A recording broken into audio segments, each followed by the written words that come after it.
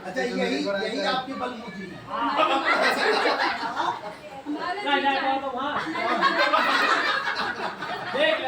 भैया भैया यही आपकी पत्नी है।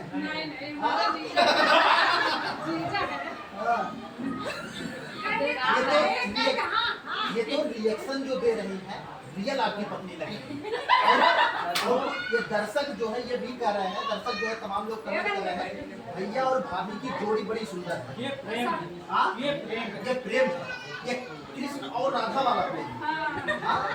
ये राधा है और ये कृष्ण है। राधा कृष्ण के प्रेम में जो है